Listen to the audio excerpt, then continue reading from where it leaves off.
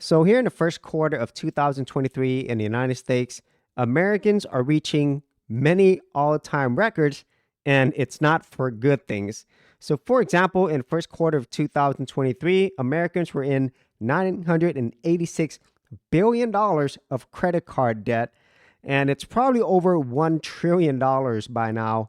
But that's not all because total household debt for American reaches $17.05 trillion in the first quarter, and I would say it's only going up, but that's not going to stop Americans from buying Apple products. So, I'm going to be talking about Apple products, the iPhone, and basically how people are using the credit cards or debt to actually buy these wonderful Apple products versus probably buying food and other essential items. That's how important and powerful the Apple brand is. And even though it might sound like I'm making fun of Apple, whenever people are owing billions and billions and then trillions of dollars total in debt, I would think that a lot of people would probably look at other more important things to spend their money on. And it's not just Apple, it's just consumer products in general. But when it comes to the marketing and the brand presence, there's no company as powerful as Apple. And it's not just their iPhones, their iPads, laptops, it's not just their physical products. Where Apple is really gaining on making even more money is in their services, specifically in their financial services. So things like their Apple Card, their Apple Wallet, Apple Cash. They have an entire financing and credit department that makes it easy for you to actually buy any of these Apple products, even if you don't have enough money. And then later on, they're going to introduce Apple Pay Later. So basically, it's buy now, pay later.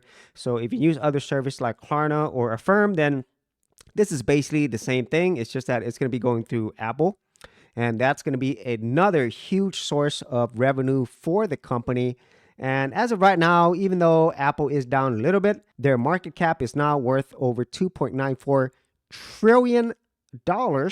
And if you actually go to Apple's investor relations and you can look at the press release and financial statements, so what you see is for the second quarter in May 4th, 2023, Apple, despite everything that's going on around the world, generated revenues of $94.8 billion in that quarter. That is just one quarter.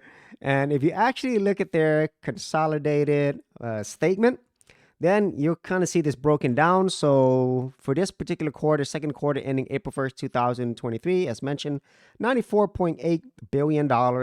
And then in terms of their net income, or basically their profit, what they make after all their expenses, their net income was $24.1 billion. So if you round that up, that is just an absolutely incredible amount of money. And then if you actually go down and look at their breakdown, here we have iPhone, which is accounting for the largest at $51.3 billion, Mac, $7.1 billion, iPad, $6.6 billion, wearables, home and accessories, $8.7 billion. But here's the big thing. Their services had sales of $20.9 billion. And obviously, a part of those services is their financing, their Apple Buy Now, Pay Later, which is all part of the same thing. And so Apple is really raking in the cash in other areas. And I would say in the future, their services is probably going to eclipse what they're making in their products or get close to it. So that is just my thoughts on this whole idea of people being in debt and basically choosing an Apple product or other related products over something more important like food, or more importantly, paying off their debt so then they could buy more essential things for a living.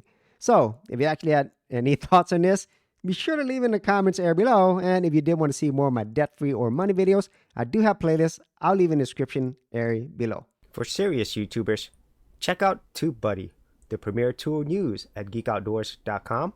Get more done today by checking out the affiliate link in the description area below.